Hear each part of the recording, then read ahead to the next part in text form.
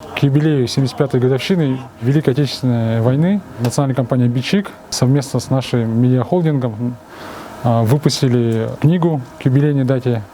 Эта книга является государственным заказом, всего 5000 экземпляров.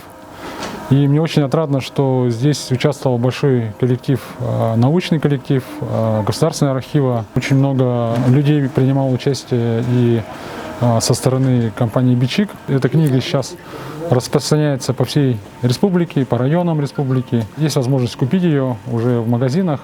Ну и также, конечно, мы, как Министерство цифрового развития, сейчас вместе с компанией «БИЧИК» и «Лидер-С» скоро выйдет и цифровая версия этой книги. И все наши земляки из отдаленных уголков всего мира, в Москве, в Питере, в других странах, смогут ее тоже скачать, приобрести и, соответственно, прочитать эту замечательную книгу. Еще раз говорю, что она уникальная.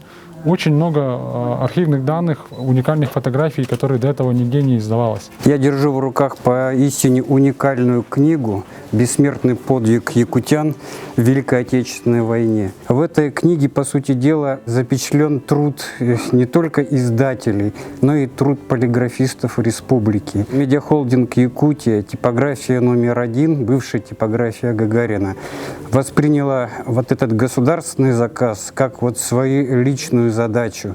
И в условиях пандемии коронавируса коллектив справился с изготовлением, с тиражированием этой книги. Вместе с национальной компанией «БИЧИК» мы выполнили этот заказ. Конечно, мы благодарны правительству Республики Саха-Якутия, нашему родному Министерству инноваций, министру Анатолию Аскалоновичу Семенову за то, что доверили нашему коллективу тиражировать эту книгу, и коллектив достойно с этим справился.